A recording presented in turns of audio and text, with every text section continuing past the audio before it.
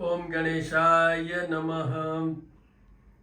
तो मित्रों, आज हम बात करेंगे बृहस्पति देव, गुरु, देवताओं के गुरु, सबके गुरु, स्थिर, स्टेबल, बुद्धि, विद्या, ज्ञान, स्पिरिचुअलिज्म, इंट्यूशनल पावर, रिलीजियसनेस, इन सब के सौभाग्य, संतान, पेरेंट्स, फादर, मदर, इन सब के मालिक।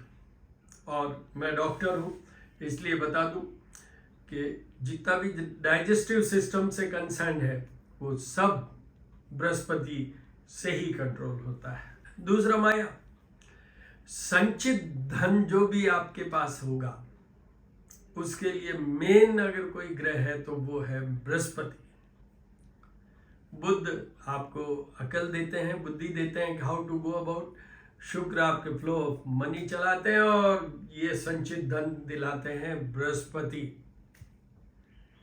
पहले उनका ध्यान कर लेते हैं। देवानाम च ऋषीनाम च गुरु कांचन सन्निभम बुद्धिभूतम त्रिलोकेशम तम नमामि बृहस्पतिम, तम नमामि बृहस्पति।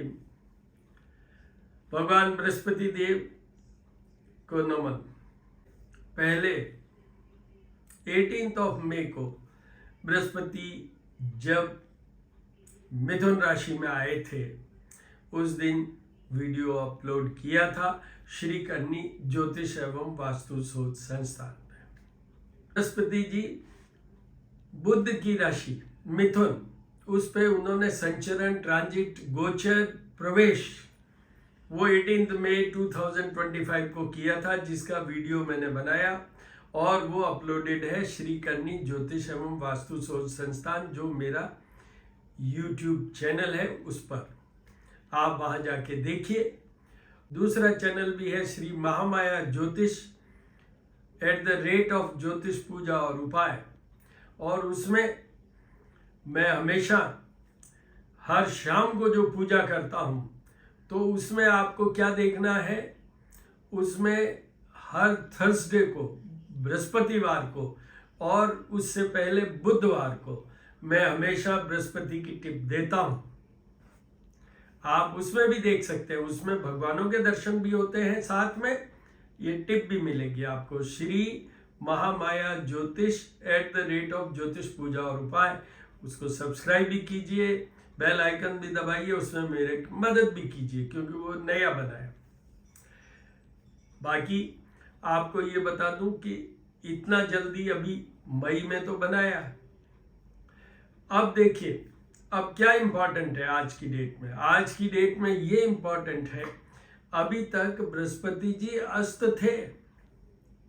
इस बार मेरे उस वीडियो में मैंने बोला है कि Brihaspati ji for another 8 years अतिचारी रहेंगे, एक्सिलरेटेड मूवमेंट रहेंगे, ब्रिस्क वॉकिंग में रहेंगे या रनिंग में रहेंगे, तो will be in A discomfortable position, he himself will be in discomfort.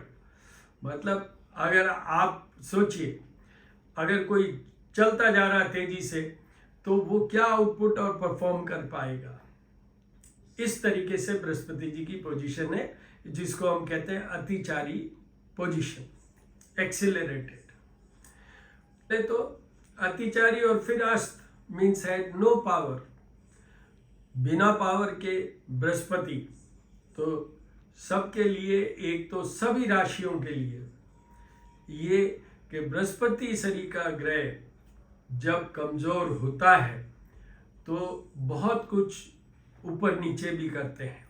जैसे बहुत उल्टे सुल्टे काम होंगे, एक भला आदमी, एक बड़े देवता बृहस्पति, सबके देव, वो वीक हो गए तो फिर सारा वातावरण को वो वीक कर देते हैं।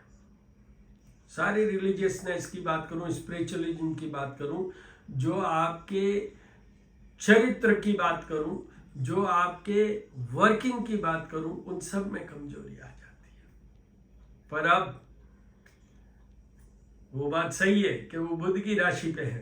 अब आज बृहस्पति उदय हुए हैं आज बृहस्पति ये अस्त अवस्था से उदय हुए हैं। अस्त क्या होता है?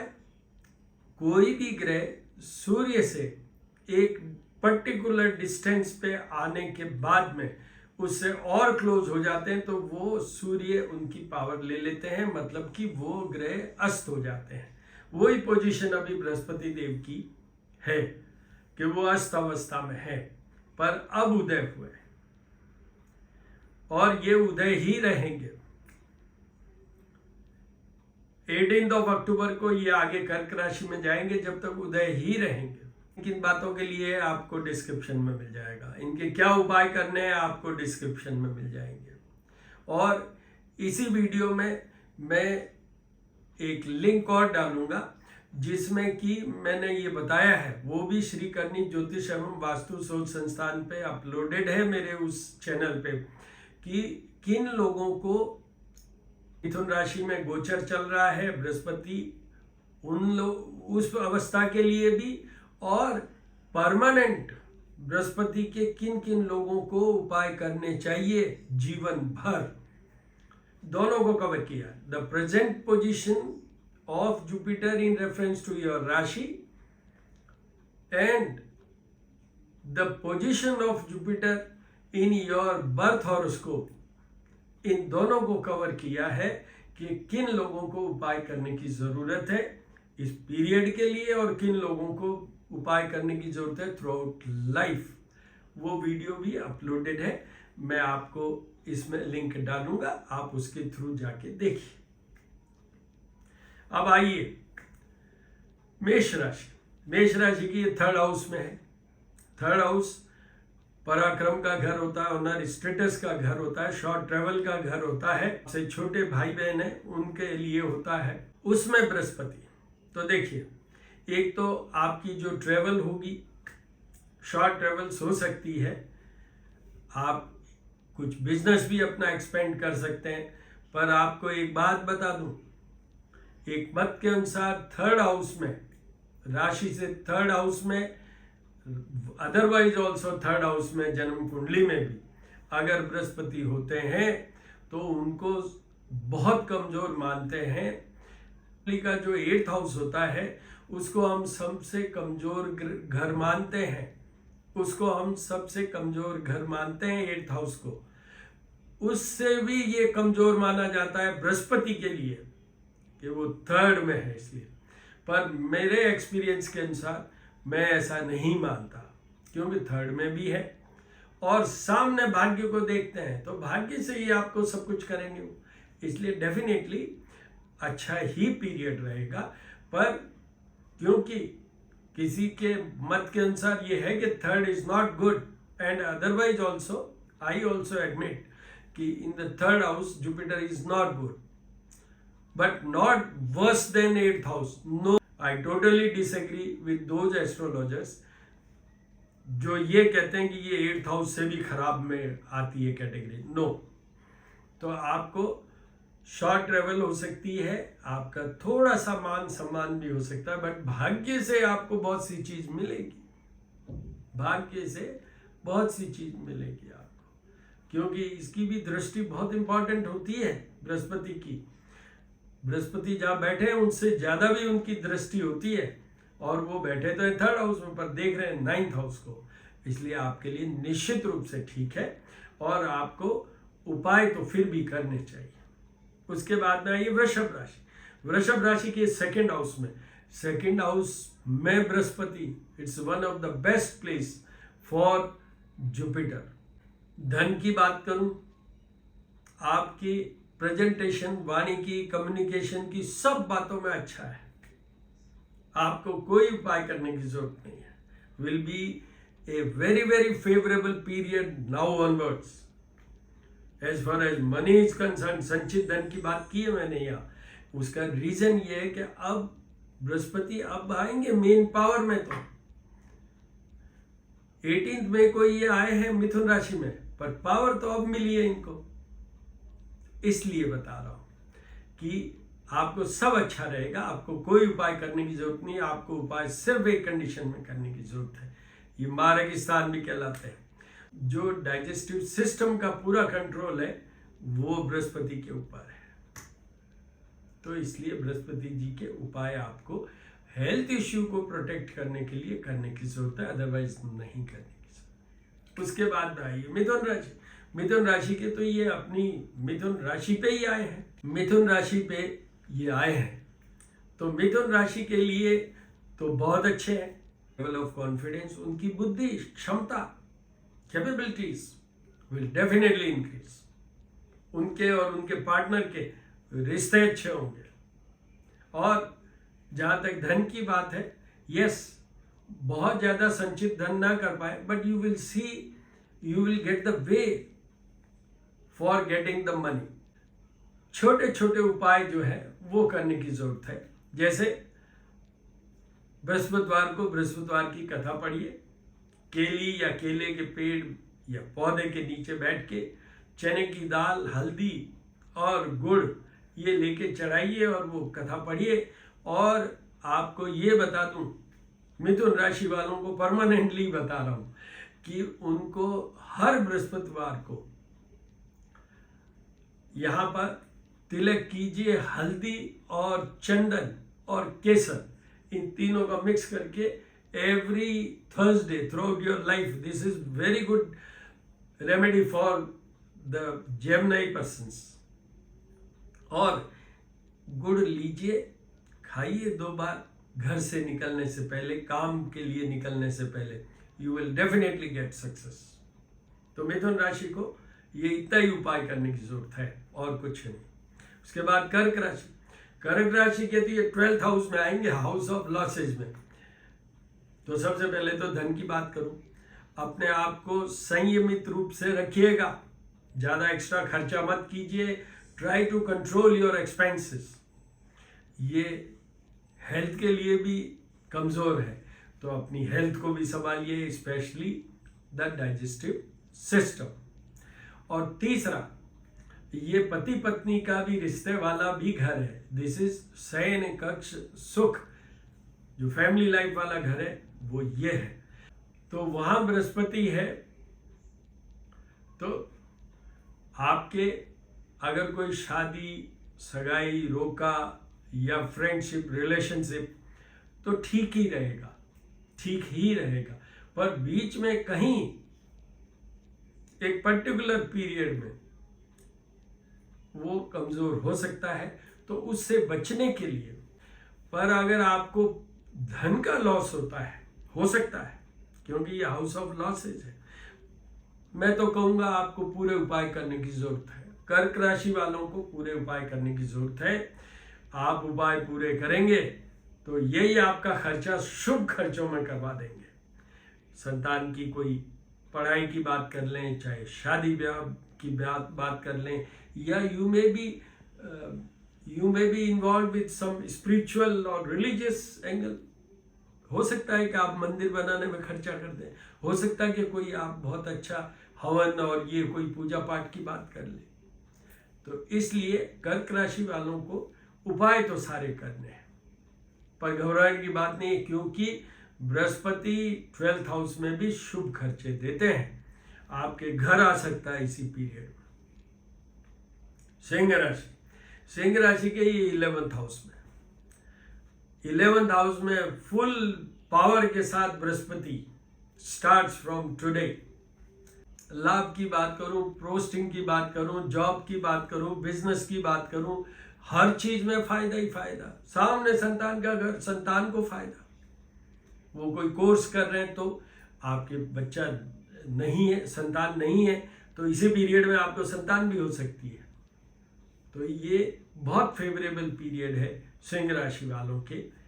उनके शनि का बड़ा ढैया चल रहा है, पर फिर भी बृहस्पति तो देवों के देव गुरुदेव हैं, ये तो बृहस्पति ओवरऑल, तो इसलिए, और ये स्टेबल है।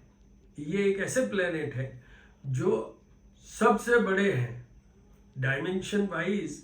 जुपिटर इज द बिगेस्ट, तो इसलिए उसका वेटेज बहुत ज्यादा है। तो बृहस्पति आपको निश्चित रूप से फायदा देंगे। आपको कोई जॉब करनी है, जो आप जॉब के लिए अप्लाई कीजिए, आपके कोई कोर्सेज करने हो, आपको कोई अपना डाइवर्सिफाई करना हो, बिजनेस को बढ़ाना हो, यही फेवरेबल पीरियड है। उसके बाद आइए कन्या राशि। कन्या राशि के 10th house, house of job, career, business, उसमें बृहस्पति। हालांकि कन्या राशि के मालिक भी बुध हैं, मिथुन के भी हैं तो कन्या के भी हैं, पर 10th हाउस में बृहस्पति नहीं करते भी ठीक ही माने जाते हैं। सामने 4th हाउस है, तो आपका घर वगैरह, भूमि भवन में कुछ फायदा हो सकता है, आपकी जॉब में फायदा हो सकता है, आपके बिजनेस में फायदा हो सकता है, आप कुछ नया कुछ शुरू कर सकते हैं, स्टार्टअप कर सकते हैं, इसलिए आपके अच्छा ही है। अगर आपके पेरेंट्स को कोई दिक्कत हो, स्पेशली मदर को कोई दिक्कत हो, तो आपको उपाय करने की जरूरत है, अदरवाइज नहीं करने की जरूरत। इसके बाद आइए तुला राशि। तुला राशि के ये भाग्य भवन में, भाग्य भवन में गुरु लग्न को भी देखेंगे और 5th हाउस को भी देखेंगे। आपको भाग्य से ही सब चीजें इंक्लूड कीजिए। क्या क्या? सबसे पहले हेल्थ, दूसरा वेल्थ, तीसरा आपके संतान का फायदा, चौथा आपकी जॉब आउटपुट परफॉर्मेंस की बात करूं मैं, और भाग्य से ही आपकी कोई स्पिरिचुअल जर्नी को भी वो वे बता सकते हैं। आप रिलीजियस बहुत बड़े बड़े काम अभी कर सकते हैं। चतुर्मास शुरू हो रहे हैं, उसमें आप हो सकता है कि कुछ रिलीजियस अचीवमेंट्स कर लें अपने जीवन के। तो ये पीरियड निश्चित रूप से आपके लिए फायदे में रहेगा। बट मेन फायदा भाग्य में, बृहस्पति भाग्य में जब चलते हैं या बृहस्पति जब भाग्य में होते हैं, तो वो ज्यादा आपका इंक्लिनेशन रखते हैं धर्म की तरफ। आप स्पिरिचुअल हो जाए, आप बहुत रिलीजियसली काम करना शुरू करेंगे इसी पीरियड में, एंड डेफिनेटली आपकी धार्मिकता बढ़ेगी, धर्म के प्रति रुचि बढ़ेगी, धर्म कृत्यों के प्रति रुचि बढ़ेगी। एंड यस, अच्छे समय में बृहस्पति अच्छा, तो you will have intuitional power also कि मुझे ये करना है, and you will be in a position to do that.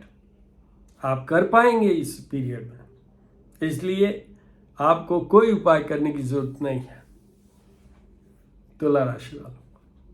हालांकि ये शुक्र की राशि होती है तुला, बृहस्पति और शुक्र दोनों डिफरेंट है, बट इवन दैट आपको ये भी बता दूं छोटा सा, हो सकता है कि आपके थोड़ा सा कुछ लग्जरीज में भी ये ऐड ऑन कर दें बृहस्पति।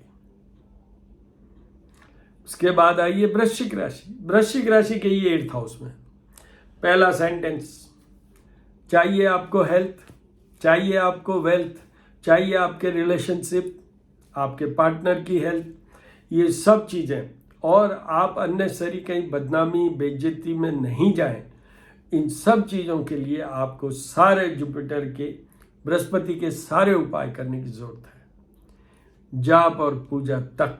मैंने आपको कहा है कि कौन से उपाय हैं जो आपको करने हैं, उसका मैं इसमें लिंक डालूं, तो देखना है तो श्री करनी ज्योतिष एवं वास्तु शोध संस्थान पे जाके देख लें। वीडियो ऑलरेडी 18 मई को अपलोडेड है।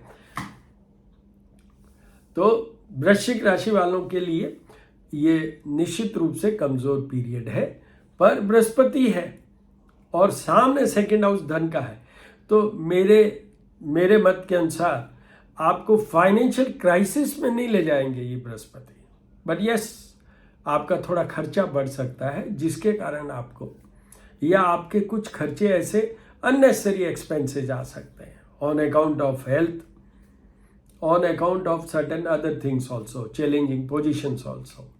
इसलिए आपको उपाय करने के लिए मैंने सलाह दी है, पर घबराइएगा मत, क्योंकि बृहस्पति है, ऐसा नहीं होता है, ये भी समय निकल जाएगा। उसके बाद आइए धनु राशि। धनु राशि की 7th हाउस में बृहस्पति, तो पहली चीज केंद्र स्थान में बृहस्पति, आपको निश्चित रूप से जो भी बृहस्पति से जुड़ी हुई चीजें हैं, देखिए पहली चीज हेल्थ, तो ये मार्ग स्थान है, वहाँ जरूर थोड़ी कमजोरी कर सकते हैं। जीआई ट्रैक्ट वाली या जो डाइजेस्टिव सिस्टम वाली बात की मैंने, उसका ध्यान रखिए। अगर है तो आपको उपाय करने की जरूरत है। अदरवाइज धन के लिए, आपके और आपकी पार्टनर के रिलेशनशिप के लिए, आपके जॉब कैरियर बिजनेस, ये जॉब करियर बिजनेस, किसी के लिए चिंता करने की जरूरत नहीं है। बृहस्पति केंद्र में, और वो भी अब उदय अवस्था में, इसलिए आप बिल्कुल मत घबराइए, सब अच्छा ही अच्छा होगा। अगर आपके कोई हेल्थ इश्यू उठता है आपका या आपके पार्टनर का, तो फिर आप उपाय कीजिए। आप स्टूडेंट हैं, you will achieve all your courses. जो भी आप कोर्स करना चाहते हैं कर पाएंगे इस पीरियड में। तो इस तरीके से ये धनु राशि का, उधर नहीं भूलना है कि धनु राशि के शनि का छोटा ढैया, लघु कल्याण ढैया चल रहा है, तो वहां भी उनको उनके उपाय करने की जरूरत है। यहाँ तो निश्चित रूप से उनका फायदा ही होना है। फिर आइए मकर राशि। मकर राशि की 6th हाउस में बृहस्पति, शत्रु, रोग और पीड़ा, ये तीनों चीजों पे ये बृहस्पति कमजोर है। जैसे मैंने 3rd हाउस में बात की थी मेष राशि के लिए, वो तो फिर भी 6th हाउस में सबसे पहले कमजोर, सबसे कमजोर माने जाते हैं 8th हाउस में बृहस्पति, जो कि वृश्चिक राशि को है। फिर नंबर 2 पे जो बृहस्पति कमजोर माने जाते हैं वो है 12th हाउस में, जो कर्क राशि के है। नंबर 3 पे 6th हाउस में जो अभी बात कर रहे हैं हम मकर राशि के, तो उनको सारे उपाय करने हैं A to Z। और श्री करनी ज्योतिष एवं वास्तु शोध संस्थान मेरे YouTube चैनल पे जाके देख लीजिए। अब उदय अवस्था में है, be careful about your health, relationship, शत्रु और अननेसेसरी के आप किसी एडिक्शन में या कोई प्रॉब्लमेटिक पोजीशन में नहीं चले जाएं, उससे बचने के लिए ये उपाय कीजिएगा। आपको निश्चित रूप से सारे उपाय करने की जरूरत है। उसके बाद आइए कुंभ राशि। कुंभ राशि के 5th हाउस में देखिए, 5th हाउस में बृहस्पति 9th हाउस को भी देखेंगे, भाग्य भवन को भी और लगन को भी देखेंगे। आपके लिए निश्चित रूप से ये फायदे वाला पीरियड है। सबसे पहले 5th हाउस, संतान का घर, आउटपुट परफॉर्मेंस का घर, स्पेशल सोर्स ऑफ मनी का घर। तो निश्चित रूप से आपको धन का फायदा, जॉब से रिलेटेड, मतलब आउटपुट परफॉर्मेंस काय की, बिजनेस या जॉब, तो उसमें फायदा।